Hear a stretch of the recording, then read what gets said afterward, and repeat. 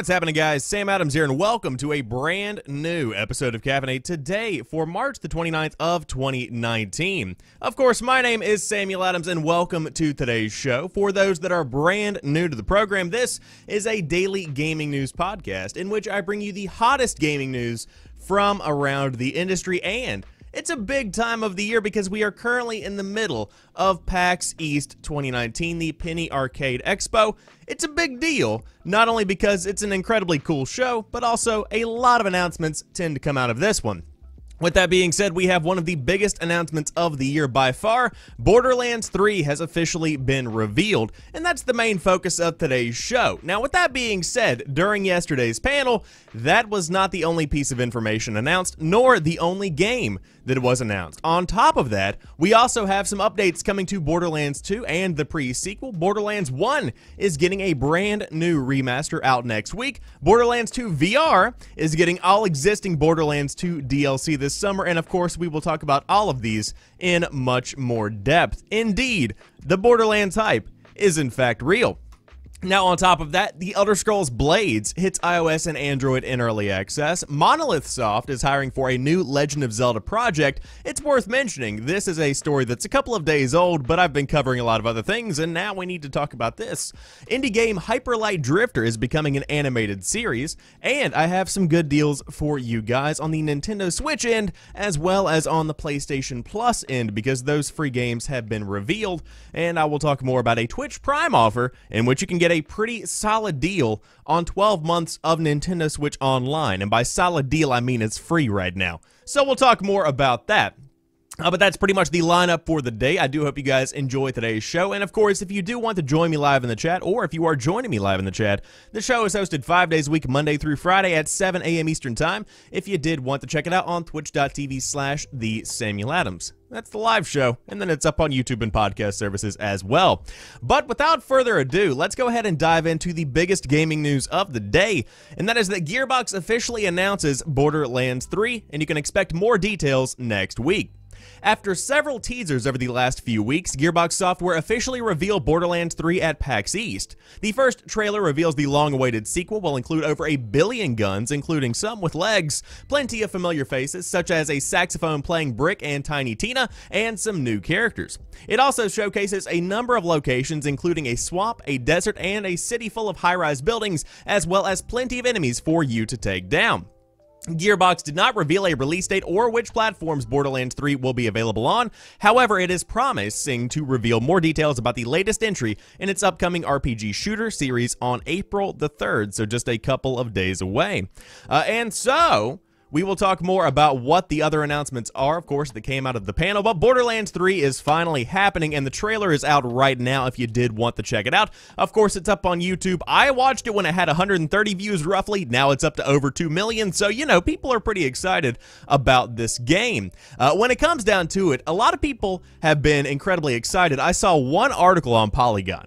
I saw one article that said the Borderlands 3 trailer was a disappointment, and I'm pretty sure that was the headline. And yes, it's bait, in the words of Mad Max. But with that being said, it's not a disappointment. Borderlands 3 looks incredible. Of course, the art style has that classic cel-shaded kind of appearance, but it's been improved upon drastically. It looks way better than Borderlands 2 and, of course, Borderlands 1. But when it comes down to it, there's a ton to break down in the trailer. And when it really, really comes down to it, if you want to get down to the nitty-gritty details of it, the game just looks like a fun, grindy-ass Borderlands game. And that's pretty much what Fotaku tweeted. If you don't follow Fotaku over there on Twitter, it's totally worth an account worth following. But essentially, they said, yep, that's a Borderlands game, and that's pretty much what people have been wanting. I've seen a lot of people, you know, complaining that it's not revolutionary enough, or it's not adding enough new features, or whatever it might be.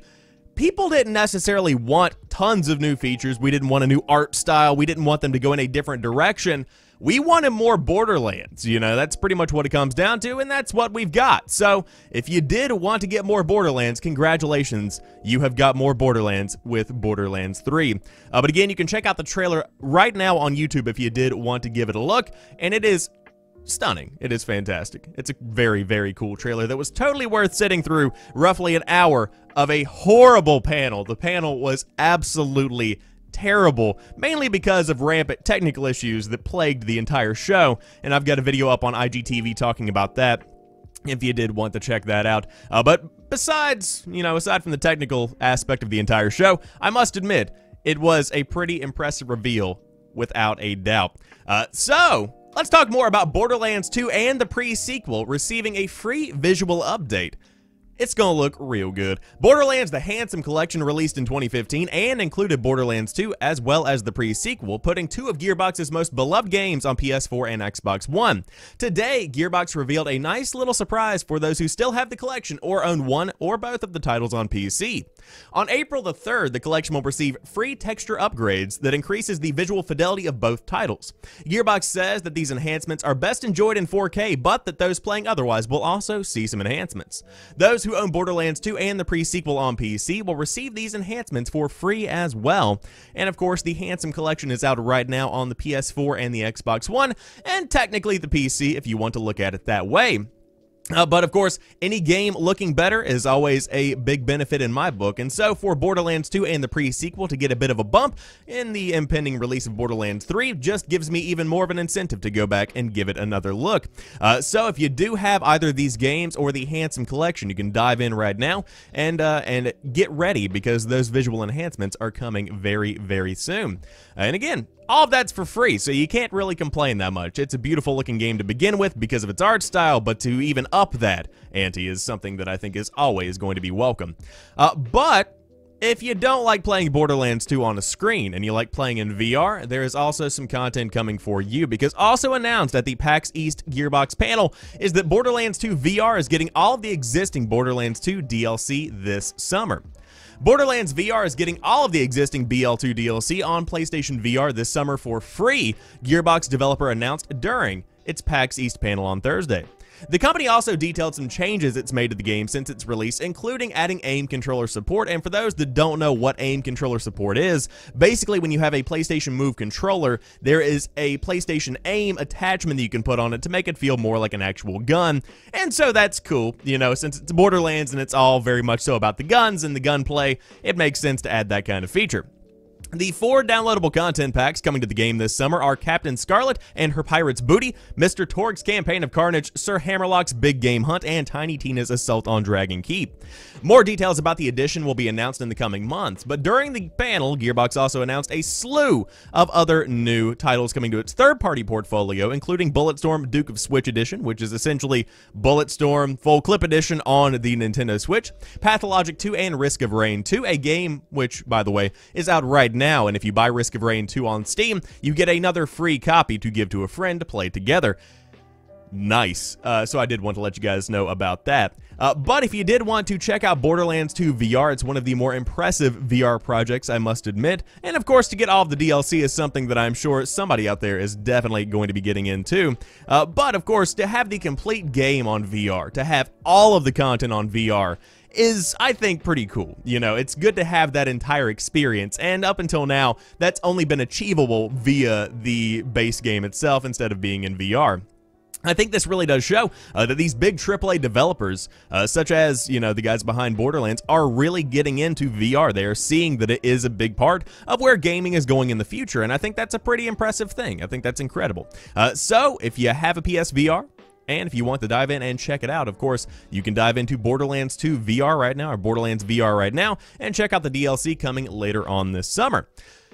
But let's say you haven't played any of these games and you want to start from the beginning. Now's the time to get ready to do that, because Borderlands 1 is getting remastered, and it's confirmed for next week out on Xbox One, PS4, and the PC. As part of its live onstage presentation at PAX East, Gearbox confirmed that its long-rumored Borderlands 1 remaster is real and will be launching on Xbox One, PlayStation 4, and PC next Wednesday, April the 3rd, the rare Wednesday release. Gearbox is calling the remaster the definitive version of its much-loved 2009 loot and shooter, and it includes the base game and all of the DLC, as well as the introduction of new weapons, substantial visual upgrades, and various gameplay enhancements along with quality of life improvements such as better lighting, textures, and character models, as well as 4K and HDR on supported consoles. For instance, you can expect a new minimap, character heads and skins, as well as gold chests and keys, plus support for 4-player split-screen co-op up from the originals too. This enhanced version will be known as Borderlands Game of the Year Edition, and existing owners of Borderlands 1 on Steam will be upgraded for free. So if you're a PC player, congratulations, you get a really, really good version of Borderlands 1. Additionally, April 3rd sees the release of a special Ultra HD texture pack for Borderlands The Handsome Collection, which we just talked about, and of course, there's tons of other news that we just went over. So if you do want to check out Borderlands 1 and you never have gotten into it before, now is the best time to do so without a doubt. Now, I have gotten into Borderlands 2 a bit, never really played Borderlands 1, so I might go back and give it a shot. It's always been one of those franchises that has been in my backlog, and I've touched it occasionally. It's kind of like a strange casserole on your plate that you poke at with a fork, and you might take a little nibble, and it's like, I'll come back to it. I'm gonna come back to it. So that's what pretty much we've got. Now, of course, Borderlands is not for everybody. As Decky says in the chat, never like the aesthetics, to be honest. Again, cell shading, you either love it or you hate it. That's not really true. You could be in between. But for those that are big into Borderlands, this was a massive announcement. Not only the free remaster for the PC version, but also the fact that it's actually a real remaster coming, and near, you know, Borderlands 3. Kind of a big deal. You might have heard of it. But for those that do not care anything about Borderlands, let's move on to some news about the Elder Scrolls Blades, because it's officially hitting iOS and Android in early access. You can still sign up for an invite to try out the RPG. Originally set for last fall, Bethesda's Elder Scrolls Blades mobile game is finally playable in early access on iOS and Android. Bethesda says it's sending out email invites in waves, and you can still sign up to get one if you forgot the first time around in June when it was announced at E3. Unlike the iOS closed beta from earlier this month, you are not bound to an NDA, meaning you can take as many screenshots and videos as you wish, and sure enough, YouTube gameplay clips are already popping up. Eventually, Bethesda plans to bring Blades to every platform imaginable, including PCs, consoles, and virtual reality devices. In its current form, it lacks the arena multiplayer mode that lets two players battle it out against one another, and that leaves endless dungeon crawling in Abyss or Town, and the game's main mode, tied to its storyline about a member of the Blades, the Empire's top agents, tasked with rebuilding their wrecked hometown. The game can be played in portrait mode on mobile with touchscreen controls for melee and magic attacks and the ability to create your own custom character. Blades for iOS is currently supporting the iPhone 6 and beyond and select iPads, with Android devices spanning the Samsung Galaxy S8/Note 8 and above, the Google Pixel 2 and above, and select OnePlus and Huawei and Xiaomi.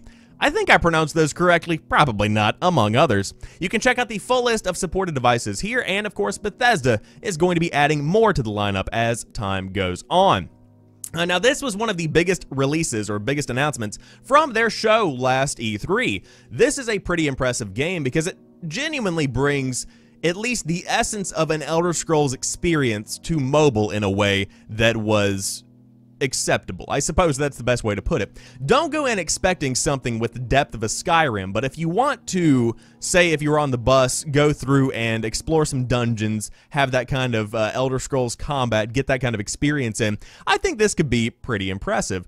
So if you did get in on the beta, then you can definitely check your email, keep an eye on it, because more and more people are going to be invited in. But it's pretty impressive to hear that they're bringing this to everything. Of course, that was a big point from last year's E3, is that not only is it going to be a mobile game, it's also going to be out on a variety of other platforms and a variety of other, consoles and whatnot as time does go on. But I'm very excited to see where the future lies with Elder Scrolls, and specifically with Elder Scrolls Blades, because it's a game with an incredible amount of potential if it is done properly.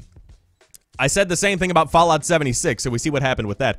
But with that being said, to the side, definitely hopeful for the Elder Scrolls Blades as time does go on and as it does roll out in full in the next couple of months.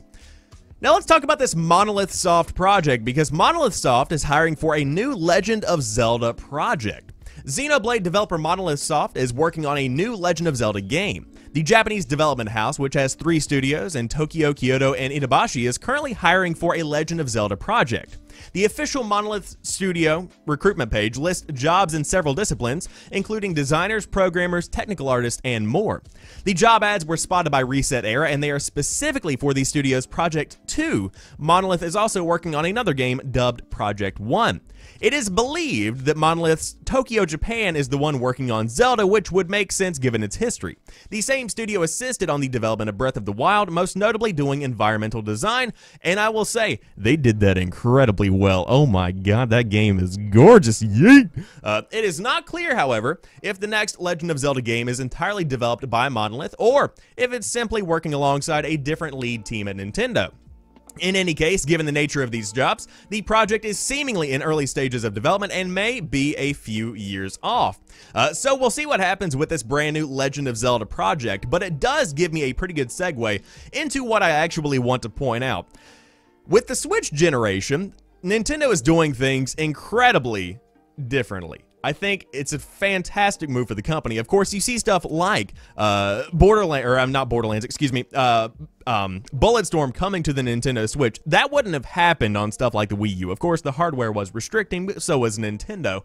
And that's just one skew of this. They're also giving legendary franchises, legendary names to smaller indie developers and to other outside developers to try new stuff. That's pretty much what it comes down to. I mean, that's what you see with the guys behind the Crypt of the Necrodancer. They are working with Nintendo directly to create a Nintendo version, a Legend of Zelda version of Crypt of the Necrodancer.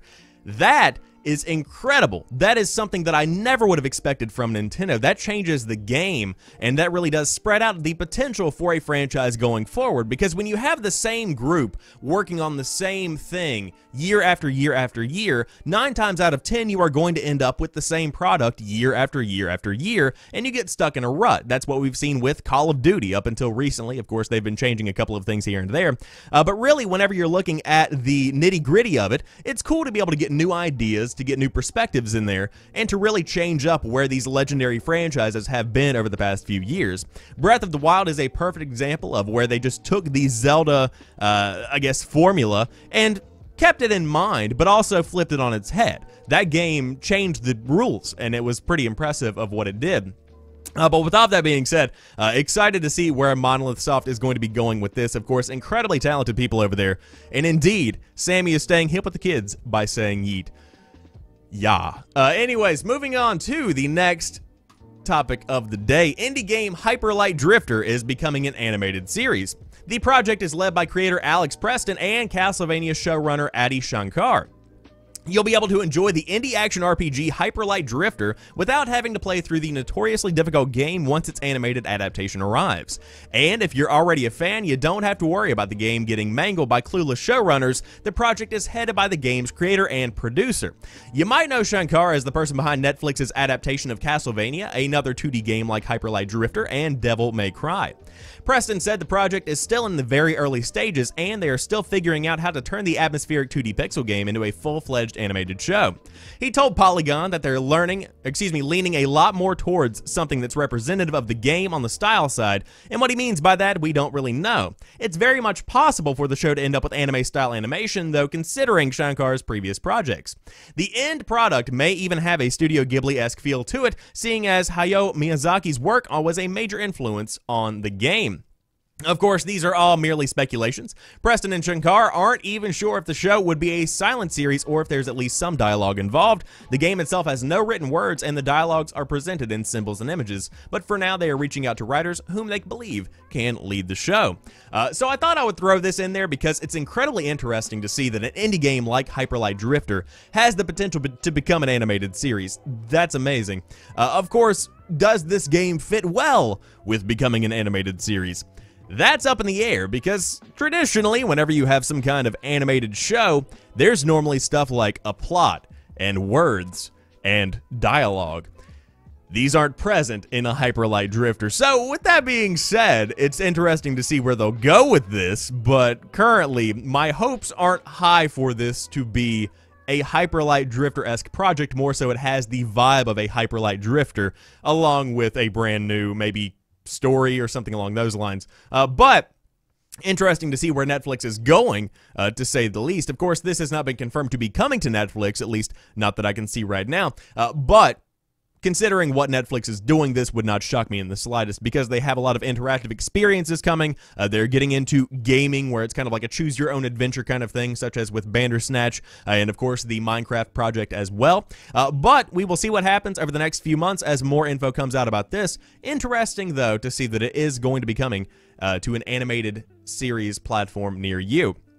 However, of course, as always, I like to keep you guys up to date on the best deals in gaming, and today I've got a really good one for you. If you have a Nintendo Switch, you can get Nintendo Switch Online for free with Twitch Prime, along with your free subscription you can drop off on my Twitch page. But you can get up to 12 months for free. Those who own a Switch console can get 12 months worth of Nintendo Switch Online service for free with Twitch Prime. How does it work? Well, if you are on Amazon Prime, then you are a Twitch Prime member, and if you are a Twitch Prime member, you can get up to 12 months of Nintendo Switch Online. It is just that easy. All you have to do is log in with your Twitch Prime account and hit the Get 3 months of Nintendo Switch Online box, and you will be prompted to sign into your Nintendo account or create one. In order to claim the additional 9 months worth of Switch Online, you will have to have been a Twitch Prime user for 60 days. Easy enough, especially if you signed up during the 30-day offering.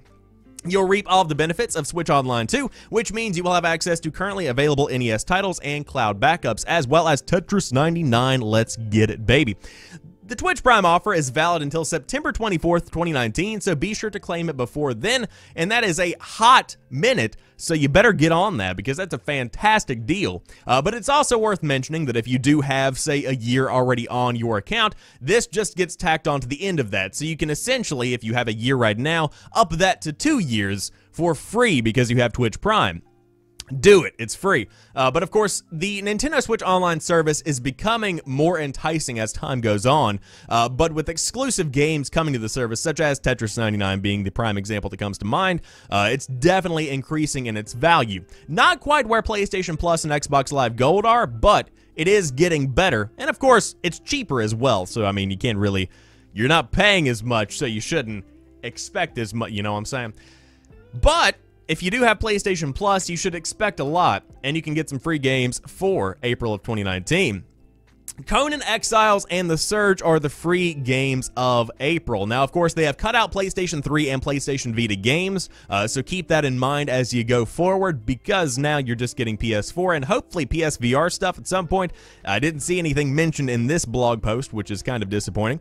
So anyways, Conan Exiles, drawing inspiration from the classic Barbarian titles, survival open world, what? Let's talk about that.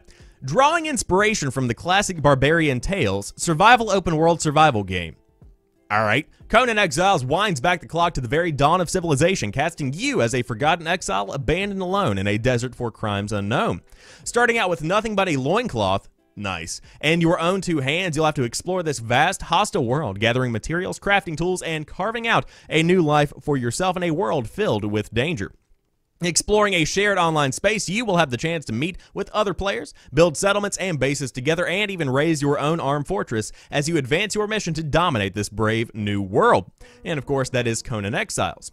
Now, The Surge is a very interesting game. From the creators of brutal medieval action-adventure Lords of the Fallen comes a challenging sci-fi spin on the hardcore RPG genre. Take on the role of a new staff member, Warren, who, following a trying first day on the job, awakens to the aftermath of an unknown cataclysm, and he is finding his new workplace devastated, in ruins overrun by out-of-control machines. Explore the twisting maze-like environment of the CREO research facility, fending off haywire tech, scavenging new parts and weapons, rescuing survivors, and unlocking the secrets of this vast abandoned facility. And both titles will be available for free on April the 2nd. Without a doubt, I would say that the big headline of the month is probably The Surge, but even with that being said, it's not that big of a headline. The game itself is fine. It's not mind-blowing in any kind of way, shape, or form. It's good. It's kind of like Lords of the Fallen in a lot of ways, where it's not necessarily the best of the best when it comes to this hardcore RPG kind of thing, but it's fine. So if you do want to dive in and check out either of these games, again, they're free, and if you got PlayStation Plus, you might as well, unless you're playing something that you are really into. But you can always add them to the backlog and come back when you do have time. But with that being said, that rounds out today's episode of Caffeinate. If you did enjoy this one, be sure to drop me a like down below if you are watching on YouTube. And of course, for those hanging out live in the chat, I appreciate you being here, and I love it when people come and hang out 5 days a week, Monday through Friday at 7 a.m. Eastern Time to find the hottest gaming news of the day. Because I'll always have it for you. You better believe that. But I will talk to you guys on Monday for a brand new episode of Caffeinate. Of course, videos coming out over the weekend, and I've got some projects coming out that I will share shortly because I've got some exciting stuff coming down the pipe. But until then, you guys have a fantastic rest of the day, fantastic weekend if I don't see you, and peace.